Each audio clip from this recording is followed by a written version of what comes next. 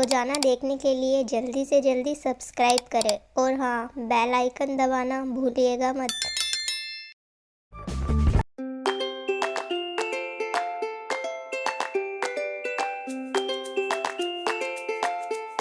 चंदनवन के जंगल में मुनमुन चिड़िया अपनी सौतेली माँ मोनी चिड़िया के साथ रहा करती थी। मुनमुन चिड़िया की माँ रानी चिड़िया दुर्गा माँ की बहुत बड़ी भक्त थी। एक बार वो पूजा करने के लिए फूल तोड़ने जा रही थी। उसी समय एक हुनरबाज उस पर हमला कर देता है। इस हमले में रानी चिड़िया की मौत हो जाती है। उस समय मुनमुन चिड़िया बहुत छोटी थी। जब मुनमुन की देखभाल करने के लिए उसके पिता मोनू चिड़ा मोनी नाम की चिड़िया से शादी कर लेते हैं। कुछ दिनों तक मोनी चिड़िया मुनमुन की अच्छी तरह से देखभाल करती है। इसी तरह दिन गुजरने लगते हैं और मोनी चिड़िया एक बच्चे की माँ बन जाती है। तब वो मुनमुन चिड़िया पर अत्याचार करना शुरू कर देती है। मुनमुन चिड़िया भी अपनी माँ की तरह दुर्गा माँ की भक्त थी। नवरात्रि शुरू हो गई थी। मुनमुन सुबह सुबह तालाब पर नहाने के लिए जा रही थी। तभी मोनी को मुनमुन चिड़िया जाते हुए दिखती है। अरे ओ दुर्गा माँ की भक्तन, इतनी सुबह सुबह कहाँ जा रही है? माँ, नवरात्रि शुरू हो गए हैं और मैं दुर्गा माँ के लिए फूल तोड़ने जा रही हूँ। ज्यादा देर करूंगी तो फूल नहीं मिलेंगे और आते समय तालाब पर नहाती हुई आऊंगी। तुझे कहीं नहीं जाना, चल चल घर चल।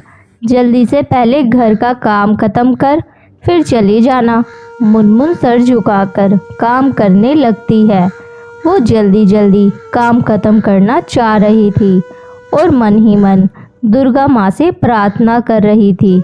हे दुर्गा माँ, आप मुझे इतनी शक्ति दीजिए कि मैं जल्दी से सारा काम खत्म कर लूं और आपकी पूजा शांति से करूं। मुनमुन जल्दी जल्दी घर का सारा काम खत्म करती है और तालाब पर जाती है। नहाने के बाद मुनमुन फूल तोड़ने जाती है, लेकिन उसे फूल कहीं नहीं दिखता। सारे पक्षी फूल को तोड़ चुके थे। फूल ना मिलने के कारण मुनमुन रोने लगती है। आज नवरात्रि के दिन फूल के बिना मैं आपकी पूजा कैसे करूंगी? वो रोए जा रही थी। तभी हरी तोती वहां से निकलती है। वो उस समय पूजा करने के लिए जा रही थी। जब उसने मुनमुन चिड़िया को रोते देखा तो उससे पूछती है, तू यहाँ बैठकर क्यों रो रही है? क्या आज तुम्हारी माँ ने फिर से मारा? नहीं नहीं तोती, मुझे आज दुर्गा माँ पर चढ़ाने के लिए फूल नहीं मिले, इसलिए मैं रो रही हूँ। बस इतनी सी बात है। तू ये ले फूल, मैं तुझे फूल देती हूँ। मैंने आज कुछ ज़्यादा ही फूल तोड़ लिए थे। फूल पाकर मुनमुन खुश हो जाती है और खुशी खुशी दुर्गा माँ की पूजा करती है। अगले दिन अपनी माँ के उठने से पहले ही मुनमुन घर का सारा काम कर देती है। तभी मोनी की बेटी रोने लगती है। अपनी बेटी को रोते देखकर मोनी चिड़िया मुनमुन पर चिल्लाने लगती है। अरे ओ करमजली, सुबह सुबह तू क्या कर रही है? हे कमबख्त, चैन से सोने भी नहीं देती। अगर तू आज दुर्गा माँ की पूजा करने गई तो मैं आज तेरे पंख काट दूंगी। अपनी माँ की ये बातें सुनकर मुनमुन सहम हो जाती है और अपनी माँ से कहती है, माँ, अब मैं बिल्कुल आवाज़ नहीं करूँगी, तुम आराम से सो जाओ। तभी मुनमुन के हाथ से एक प्लेट छूटकर जमीन पर गिर जाती है। प्लेट के गिरने की आवाज़ सुनकर मोनी गुस्से में मुनमुन को मारने के लिए आती है। करमजली, आज मैं तेरे पंख तोड़ दूंगी। देखती हूँ आज तुझे बचाने कौन आता है। मोनी मुनमुन को बुरी तरह से पीटने लगती है। पीटते पीटते मोनी चिल्लाने लगती है, अरे क्या हो गया? मुझे दिखाई क्यों नहीं दे रहा? मेरी आँख जल रही है। अभी तो मुझे सब कुछ दिखाई दे रहा था, मैं अंधी कैसे हो गई? अपनी सौतेली माँ की ये बातें सुनकर मुनमुन समझ जाती है उसकी सौतेली माँ को उसके करने का फल दुर्गा माँ ने दे दिया है। नाम की दो सहेली रहा करती थी। वो दोनों बहुत ही चालाक और कंजूस किस्म की थी। वो दोनों चोरी करने में भी बहुत माहिर थी। एक दिन वो दोनों फलों की दुकान पर जाती है। सुनिए भाई साहब, इस दुकान में जो भी महंगे फल फ्रूट्स है वो हमें दिखाइए।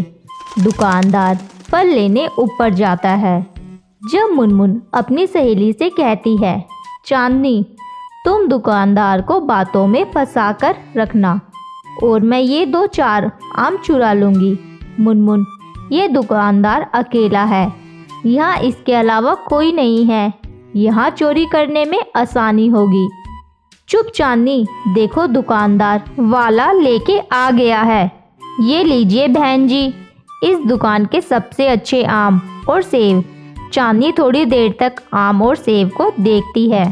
फिर चांदनी दुकानदार से कहती है, भाई साहब वो जो ऊपर आपने नाशपाती रखी है वो मुझे दिखाइए। ठीक है बहन जी, मैं अभी आपको दिखाता हूँ। ऐसे दुकानदार उस ऊपर की नाशपाती को लेने जाता है। वैसे ही मुनमुन नीचे रखे आमों में से 2 आम छुपाकर अपने थैले में डाल लेती है। चांदनी, मैंने तो आमों को चुरा लिया है, अब किसी भी तरह इस दुकानदार से पीछा छुड़वाओ। भाई साहब, मैं अपना पर्स घर भूल आई हूँ, मैं कल आकर आपसे सामान ले जाऊंगी। ठीक है बहन जी, कोई बात नहीं, ये दुकान तो आपकी ही है, आप जब चाहे आके यहाँ से फल ले जा सकती है। चांदनी और मुनमुन आम चुराकर दुकान से बाहर निकल आती है। देखा चांदनी, मैंने कितनी स्मार्टली पक्के आमों को चुराया है, दुकानदार को भी इसकी भनक नहीं लगी। चल उस सब्जी वाले के ठेले के पास चलते हैं, थोड़ी सब्जियां भी ले लेती हूँ। चांदनी, सब्जियों को भी खरीदना क्या है, उसे भी चुरा लेंगे। हाँ हाँ, वही तो मैं भी सोच रही हूँ, सब्जियों को भी चुरा लेंगे। दोनों सब्जी वाले ठेले के पास चलती है। भैया, ये टमाटर कितने रुपए किलो दे रहे हो? सस्ते दे रहा हूँ बहन जी, कल 80 के दिए, आज 40 के दे रहा हूँ। क्या भाई साहब, टमाटर नहीं गोल्ड का रेट बता रहे हो? बहन जी, लेना है तो लो, मैं तो इसी भाव में बेच रहा हूँ। इधर भी चांदनी सब्जी वालों को बातों में फंसाई हुई थी और मुनमुन धीरे धीरे सब्जी को चुरा रही थी। अचानक सब्जी वाले की नज़र मुनमुन पर जाती है। अरे चोरनी, तू मेरी सब्जी को चुरा रही थी, लगता है तुम दोनों दोस्त चोरनी हो। अरे भैया, तुम ये कैसी बातें करते हो? तुम्हें क्या मैं चोरनी दिखती हूँ? और ये तो छोटी सी बच्ची है, अनजाने में तुम्हारी सब्जियों को ठेले में रख लिया। ये लो तुम्हारी सब्जियों के पैसे, चोरी पकड़ी गई तो इसके पैसे दे रही हो। तभी वहाँ वो दुकानदार वाला आ जाता है। भाई साहब देखिए ना, ये मेरी दोस्त को चोर बता रहा है, बताइए क्या मैं चोर हूँ? अभी अभी मैं आपकी दुकान से आई हूँ। तभी दुकानदार को मुनमुन के थैले में उसके आम दिख जाते हैं। अरे ये आम तो मेरी दुकान के हैं, तुमने इसे मेरी दुकान से चुराया है, मैं अभी पुलिस को फ़ोन करके बुलाता हूँ। नहीं नहीं भाई साहब, हम लोगों से गलती हो गई, आगे से हम लोग ऐसा नहीं करेंगे, आप लोग पुलिस को मत बुलाइए। उस दिन के बाद उस चांदनी और मुनमुन चोरी करना छोड़ देती है और मेहनत मजदूरी करके अपना जीवन व्यतीत करने लगती है। तो दोस्तों, कैसी लगी हमारी ये कहानी, हमें कमेंट बॉक्स में ज़रूर बताइए। चंदनवन जंगल में मुन्नी और मुनमुन नाम की सास बहू रहा करती थी। एक दिन मुनमुन अपनी सास मुन्नी से कहती है, माँ जी सब्जी लेने सब्जी मंडी चलते हैं। अरे बहू, सब्जी का दाम तो आसमान छू रहा है। तो माँ जी, इससे हम लोगों को क्या मतलब, हम लोग तो अपना काम करेंगे और चलते बनेंगे। आप सब्जी वाले को अपनी बातों में फंसा लिएगा और मैं धीरे धीरे सब्जी को चुरा के रख लूँगी। ठीक है बहू, तू बड़ा सा थैला ले ले और चलते हैं दोनों सास बहू। सब्जी मंडी जाते हैं। माँ जी चलिए इस राजू सब्जी वाले के पास चलते हैं। ये सब्जी वाला कुछ उल्लू टाइप का लग रहा है।